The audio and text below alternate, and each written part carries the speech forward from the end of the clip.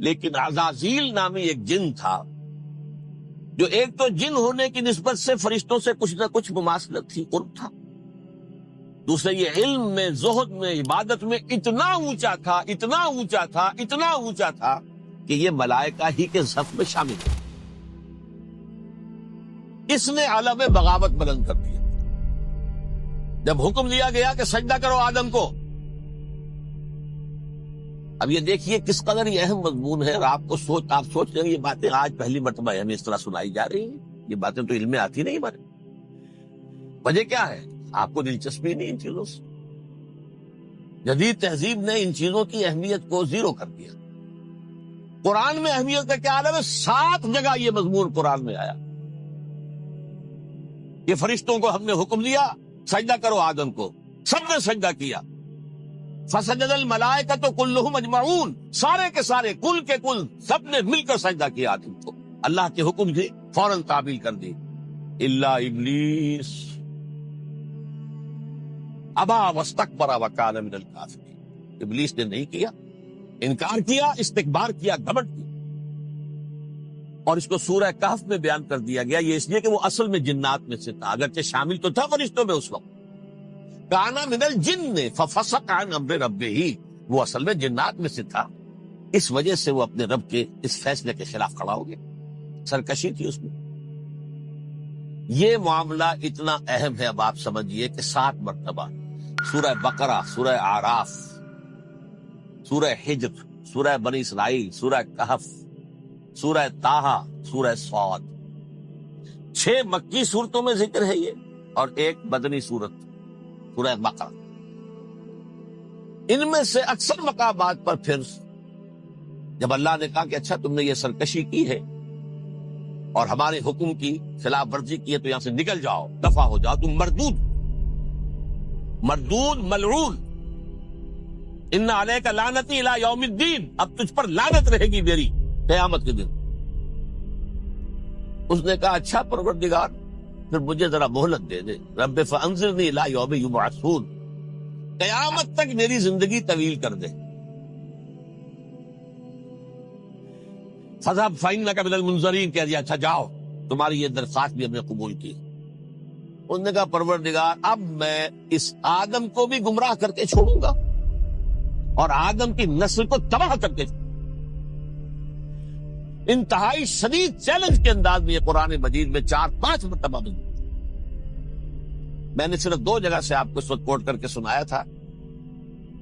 سورہ اعراف میں اللہ تعالیٰ فرماتے ہیں قالا، اس پر ابلیس نے کہا فبما اغویتنی، تو اے رب جو تو نے مجھے گمراہ کیا ہے، مجھے ذلیل کر دیا، مجھ پر فوقیت دے دی، اس کو انا خیر منہ، میں اس سے بہتر ہوں، خلقتنی من نار وخلقتہ من طین، بنایا تو نے مجھے آگ سے اور اس کو بنایا مٹی سے، پھر مجھ سے مطالبہ کہ میں سجدہ کروں، اور میں نے سجدہ نہیں کیا تو اب تو نے مجھے ملعون قرار دے دیا۔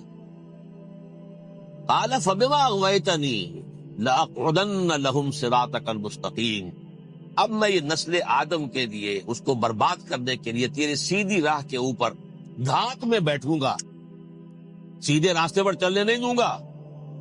ثم لآتینہم من بین ایدیہم، پھر میں ان پر حملہ آور ہوں گا ان کے سامنے سے بھی، ومن خلفہم، ان کے پیچھے سے بھی، وعن ایمانہم، ان کے داہنی جانب سے بھی، وعن شمائلہم، اور ان کے بائیں جانب سے بھی، ولا تجد اکثرہم شاکرین، اور تو دیکھے گا کہ ان کی اکثریت تیری شکر گزار بندوں پر مشتمل نہیں۔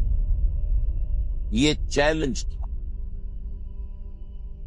اور ایک چھوٹا سا چیلنج جو سورہ صاد میں آیا ہے، اور یہاں تو اس نے اللہ کے جلال کی قسم کھا کر کہا قال فبعزتک لأغوینہم اجمعین، اے رب تیری عزت، تیرے جلال کی قسم ہے میں ان سب کو گمراہ کر کے چھوڑوں گا، الا عبادک منہم المخلصین، سوائے ان میں سے وہ کچھ لوگ جنہیں تو خالص اپنا بندہ بنا لے، جنہیں تو اپنا بندہ بنا لے۔ مخلص، مخلص نہیں، مخلص یہ مفعول ہے، فاعل نہیں ہے، جسے تو بنا لے۔ بعض لوگوں کو اللہ چن لیتا ہے، هو اجتباکم، تمہیں چن لیا ہے، استفاء، اجتباء، وہ بچیں گے جن کو تو اپنی خاص امان میں لے لے گا، باقی میں سب کو گمراہ کر کے چھوڑوں۔ یہ ہے اصل دنیا میں نوع انسانی کا ابدی دشمن، ازلی سے ابدی تک. اور اس میں نوٹ کیجئے کہ اس کی اصل بنیاد کیا ہوئی؟ دو لفظ، تکبر اور حسد. استکبرا، تکبر کیا، انا خیر منہ، میں اس سے بہتر. یہ ساری بس کی گانٹھ یہی ہے، سب سے بڑی گمراہی کی وجہ یہی. اسی لیے کہا ہے حدیث میں، لن يدخل الجنہ من کان فی قلبہ مثقال حبۃ من کبر. جنت میں ہرگز وہ شخص کبھی بھی داخل نہیں ہو سکے گا جس کے دل میں رائے کے دانے کے برابر بھی کبر. تکبر سب سے بڑا. الکبر ردائی، اللہ فرماتا ہے یہ تکبر، یہ تو میری چادر ہے. کوئی شخص تکبر کرتا تو گویا میری چادر گھسیٹ رہا ہے میرے کندھے سے. عرب میں کسی شخص کی توہین کرنی ہوتی تھی تو اس کی چادر گھسیٹتے تھے، ننگا کر دیا گویا. یہ میری ردائی ہے، الکبر ردائی، یہ میری چادر ہے، یہ جامہ مجھے زیب دیتا ہے، مجھ پر راستہ. اور حسد، آدم کو جو برتری عطا ہو گئی اس حسد کی آگ میں وجہ، اور اس کا انتقام لینا چاہتا ہے. آدم سے بھی، آدم کو بھی گمراہ کیا، جنت سے نکلوایا. ایسے نکلنا تو انہیں تھا ہی مشیت ازلی میں، لیکن فوری طور پر اللہ کے حکم کی خلاف ورزی تو کروائی. فعصى آدم ربه فغوى، آدم نے اپنے رب کے حکم کی نافرمانی کی، گمراہ ہوا عارضی طور پر. یہ دوسری بات ہے، توبہ کر لی، اللہ نے توبہ قبول فرما لی، معاف کر دی.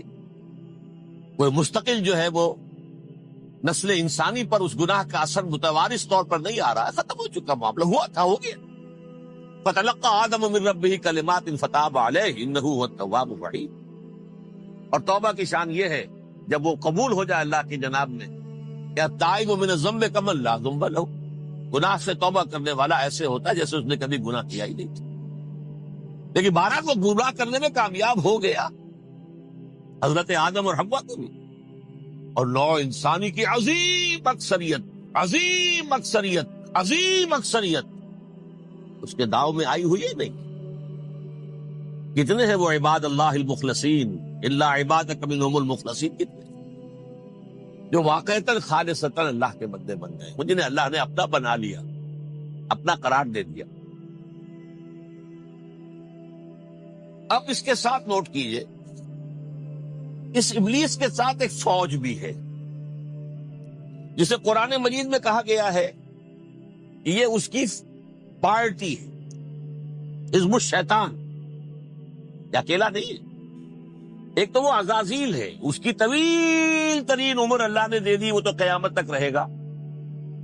باقی بھی جنات جو ہیں ان کی نسل میں سے، یا اس کی نوع میں سے، اس کی نسل میں سے، جنات کی عمریں انسانوں کی عمروں سے زیادہ ہیں، بہت زیادہ ہیں.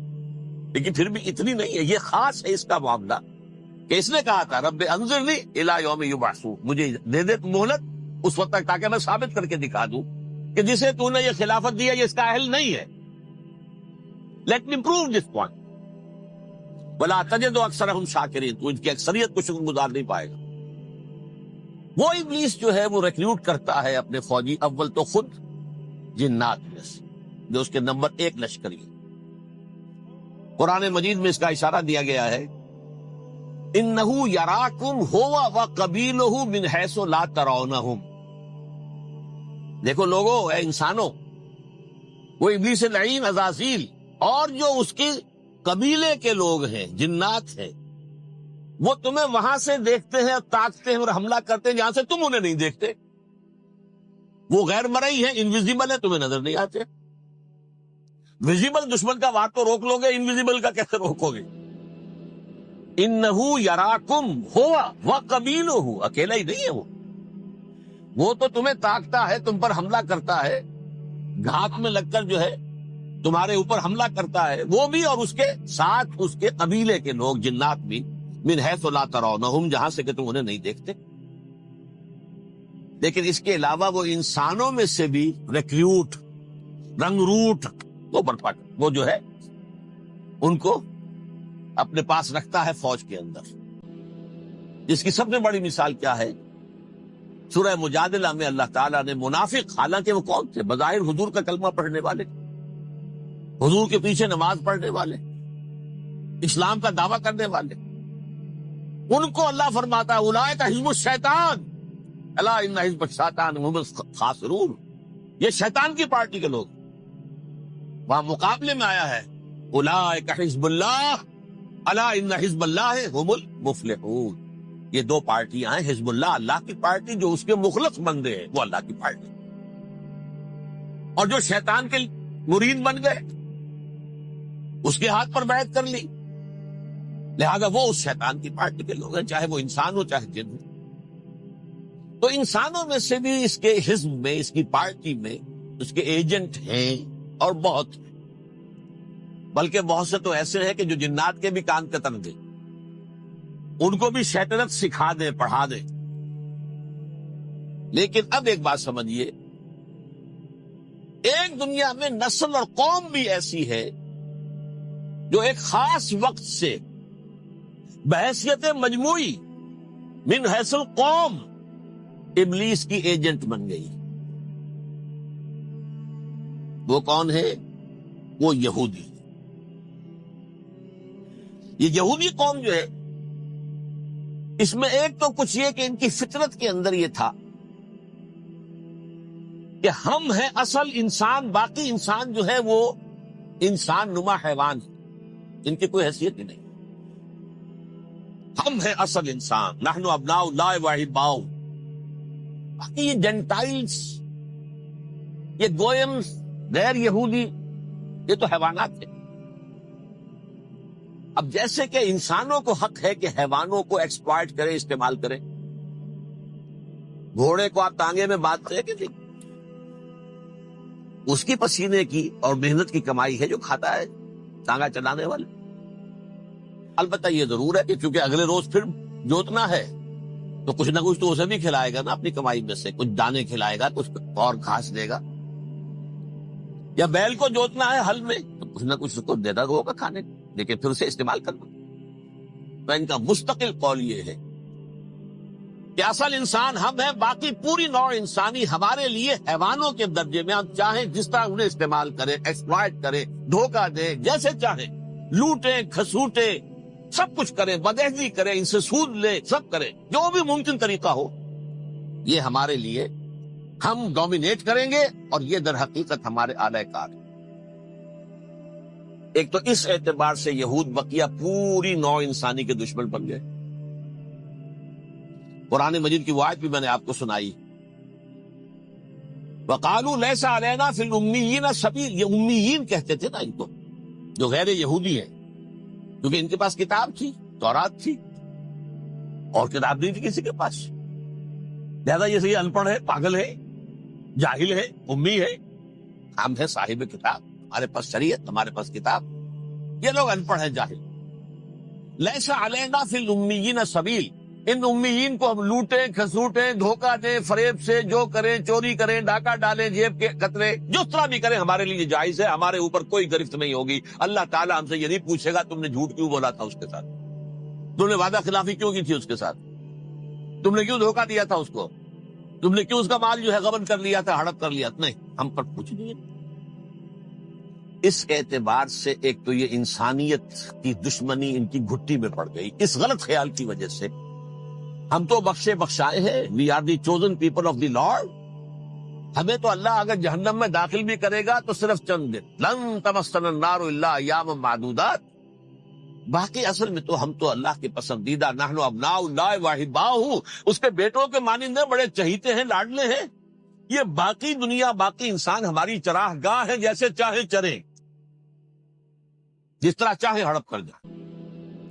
یہ تو ان کا پہلے سے مستقل معاملہ تھا، لیکن اس کے بعد ان کی تاریخ میں ایک دور وہ آیا جب حضرت مسیح علیہ السلام ان میں مبعوث کیے گئے۔ یہ 1400 سالہ تاریخ کا کلائمیکس ہے یہود کی۔ جب کتاب انہیں دی گئی تھی تورات حضرت موسیٰ کے ذریعے، وہ 1400 قبل مسیح کا واقعہ ہے۔ اس وقت سے لے کر اللہ کا وہ فضل ان پر ہوا کہ کوئی ایک لمحہ ایسا نہیں آیا 1400 برس میں کہ ان کے ہاں کوئی نہ کوئی نبی موجود نہیں۔ یہ تار ٹوٹا ہی نہیں، 2 سے شروع ہوا، موسیٰ ہارون علیہ السلام، اور 1400 برس کے بعد پھر آخری دو ہیں عیسیٰ اور یحییٰ علیہ السلام، یوں سمجھ لیجئے. اور اس کے درمیان یہ تار ہے، اور اس تار میں کوئی ایک لمحہ ایسا نہیں آیا کہ کوئی نبی موجود. اس میں اتار چڑھاؤ بہت سے آئے ہیں، اس کا وہ میرا موضوع نہیں ہے. اس وقت قبل مسیح کی تاریخ جو ہے وہ میرا موضوع نہیں ہے. قرآن مجید میں سورہ بنی اسرائیل کے پہلے رکوع میں اس کا تذکرہ موجود ہے. وَقَضَيْنَا إِلَىٰ بَنِي إِسْرَائِيلَ فِي الْكِتَابِ لَتُفْسِدُنَّ فِي الْأَرْضِ مَرَّتَيْنِ وَلَتَعْلُنَّ عُلُوًّا كَبِيرًا. 2 مرتبہ ان پر عذاب کے کوڑے برسے.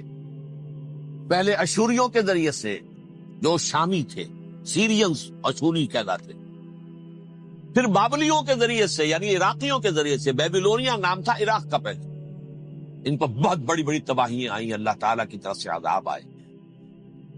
اس کے بعد پھر دوسرے دور میں دوسرا اقتدار کا دور آیا، خربستیاں بڑھ گئیں.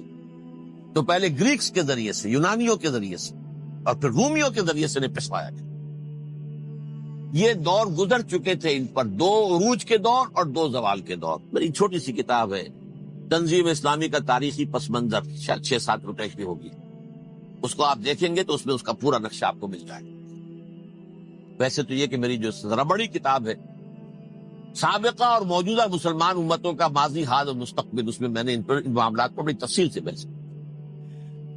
بہرحال یہ جو دور تھا ان کا 1400 سالہ، وہ اونچ نیچ سے ہوتا ہوا جب آیا ہے حضرت مسیح کی بعثت پر، تو ان کی شرارت کی انتہا یہ ہو گئی کہ اللہ تعالیٰ نے مسیح کو رسول بنا کر بھیجا. رسولاً الی بنی اسرائیل. حضرت موسیٰ اور حضرت عیسیٰ کے درمیان رسول کوئی نہیں ہے، سب نبی ہیں. حضرت موسیٰ رسول تھے اور حضرت عیسیٰ رسول. درمیان میں داؤد ہو، سلیمان ہو، یشعیاہ ہو، زکریا ہو، یہ سب نبی ہیں. یحییٰ نبی ہے، رسول نہیں ہے. لہذا وہ شہید کر دیے گئے. رسول شہید نہیں ہو سکتا، قتل نہیں ہو سکتا. لیکن عیسیٰ اور موسیٰ کے درمیان 1400 برس ان کے جو ہیں، اس کا کلائمیکس ہے حضرت مسیح علیہ السلام کی بعثت. اور حضرت مسیح علیہ السلام کو جسے اللہ نے اپنی روح قرار دیا، روح منہ، کلمتہ القاہا الی مریم، اللہ کا کلمہ. عظیم ترین معجزات. انہوں نے کیا کہا؟ یہ ولد الزنا ہے، حرام زادہ ہے، معاذ اللہ، نقل کفر نباشا. یہ جادوگر ہے، یہ مرتد ہے، یہ واجب القتل. اصل حکومت اس وقت رومیوں کی تھی حکومت، لیکن انہوں نے انہیں آٹونومی دے رکھی تھی، اپنے مذہبی معاملات تم خود طے کر سکتے. تو قائفاس جو اس وقت کا ان کا ہیڈ ربائی تھا سب سے بڑا، اس کی عدالت نے فیصلہ کیا مسیح کو سولی چڑھا دیا جائے. پائلیٹس پونٹس، اس کے پاس ان کی ازداشت پہنچ گئی، یہ ہمارا مجرم ہے مذہبی، یہ مرتد ہے، یہ کافر ہے، یہ جادوگر ہے، یہ واجب القتل ہے، اسے قتل کر، سولی چڑھا دو. خیر وہ لمبی بات ہو جائے گی. اس نے تو اپنے ہاتھ دھوئے کہ صاحب ہمارے پاس کوئی جرم نہیں ہے اس کے خلاف، تم کہتے تو ٹھیک ہے سولی چڑھا دے. یہ دوسری بات ہے کہ اللہ نے حضرت مسیح کو اٹھا لیا آسمان پر. ان کی جگہ وہ شخص سولی چڑھا جس نے غداری کر کے گرفتار کروایا تھا، جوڈاس اسکیریوٹ. اس کی شکل اللہ نے بدل دی، حضرت مسیح کی سی، اور حضرت مسیح کو فرشتے اٹھا کے اوپر لے گئے، وہ زندہ آسمان پر اٹھا لیے گئے. اور یہ ساری تفاصیل نہ قرآن میں ہے نہ حدیث میں ہے، یہ انجیل میں ہے. لیکن انجیل کون سی؟ برنباس کی انجیل. Gospel of the Lord according to Saint Barnabas. یہ حواریین مسیح میں سے تھے، لیکن عیسائی ان کو تسلیم نہیں کرتے، ان کی بائبل کو صحیح نہیں مانتے، کینونیکل نہیں مانتے. 100 انجیلیں تھیں، 104 تھیں، جن میں سے 4 چنی ہیں انہوں نے. یہ متی اور جان اور مرکس مارکس یہ ہے. تو یہ 4 انجیلیں ہیں، انہوں نے تسلیم کیے کہ یہ کینونیکلز ہیں، یہ تو ہیں حقیقی. باقی جو ہے 100 اس کو وہ تسلیم نہیں کرتے. ان میں سے ایک ہے یہ برنباس. اس میں یہ تفصیل ہے کہ اللہ تعالیٰ نے اس شخص کی، جیوڈاس کی، یہودا جیوڈاس اس کو انگریزی میں کہتے ہیں، اس کی شکل بدل دی حضرت مسیح کی سی. وہ گرفتار ہوا، وہ سولی چڑھا. وہ غدار تھا، غداری کی سزا اسے ملنی تھی، وہ مل گئی. حضرت مسیح کو فرشتے 4 اٹھ رہے ہیں. جس کوٹڑی میں حضرت مسیح مقیم تھے، ایک باغ کے اندر وہ کوش تھے، اس کی چھت پھٹی ہے، 4 فرشتے آئے ہیں، حضرت مسیح کو اٹھا کر لے گئے ہیں. فت چھت برابر ہو گئی ہے، اس کے بعد وہ شخص پکڑا گیا۔ بہرحال حضرت مسیح کو اللہ نے اٹھا لیا آسمان۔ لیکن وہ دن ہے کہ اس قوم کو اب مغضوب علیہم قرار دے دیا۔ نوٹ کر لیجئے، اصل میں تو ہونا یہ چاہیے تھا کہ رسول کی جان کے درپے جب کوئی امت ہو جاتی تھی تو اللہ کا قاعدہ یہ تھا کہ اس امت کو نسیہ منسیہ کر دیا جائے۔ حضرت نوح کی قوم کو ختم کیا یا نہیں؟ حضرت ہود کی نگاہوں کے سامنے قوم عاد برباد کی گئی یا نہیں؟ حضرت صالح کی نگاہوں کے سامنے قوم سمود برباد ہوئی؟ یہ اللہ کا قاعدہ رہا۔ صدوم اور عمورہ کی بستیاں حضرت لوط علیہ السلام جہاں بھیجے گئے، مدین کا علاقہ جہاں حضرت شعیب بھیجے گئے، آل فرعون جن کی طرف موسیٰ کو بھیجا گیا، سب ہلاک کر دیے۔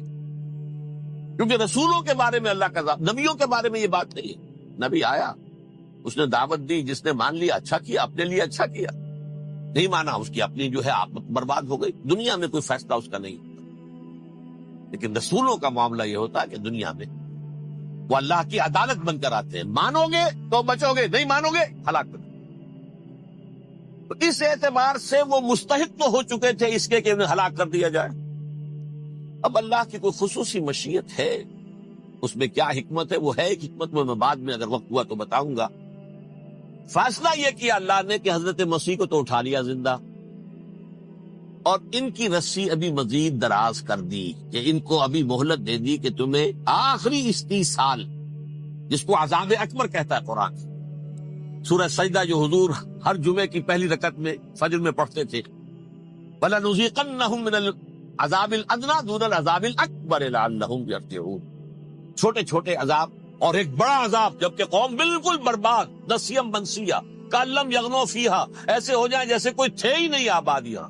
لا یرا الا مساکنہم، اب ان کے مسکن نظر آتے، مکین نظر نہیں آتے۔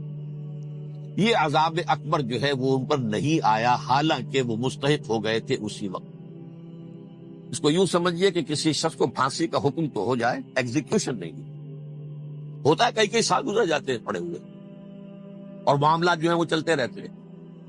یہ معاملہ ہوا اس کے ساتھ، ورنہ یہ مستحق ہو چکے تھے آخری بربادی تباہی کے، عذاب استیصال، جڑ سے کاٹ دینے والا عذاب۔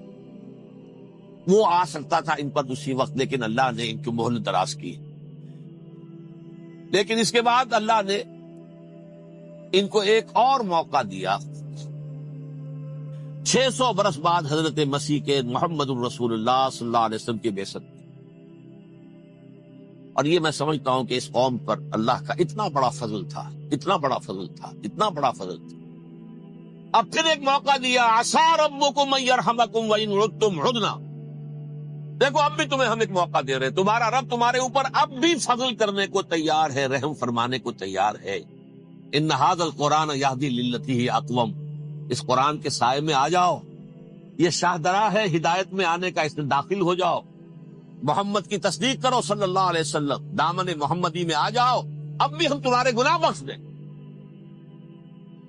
لیکن نہیں، اس قوم نے حضرت محمد صلی اللہ علیہ وسلم کی دشمنی کی کمر کسی، اور اب یوں سمجھیے اس تاریخ سے لے کر آج تک یہ گٹھ جوڑ ہے۔ ظاہر بات ہے کہ ابلیس کا بھی اصل دشمن اب کون ہے، یا ہدف کون ہے، ٹارگٹ کون ہے؟ جنہوں نے محمد کو نہیں مانا صلی اللہ، وہ تو ہے ہی جہنمی، ان پر کوئی اور محنت کرنے کی ضرورت کیا ہے؟ سمجھ رہے میری بات؟ حضور کی بعثت کے بعد جنہیں حضور کو رد کر دیا، ان پر ایمان نہیں لائے، وہ کون ہے؟ کافر، وہ جہنمی ہے ہی ہے۔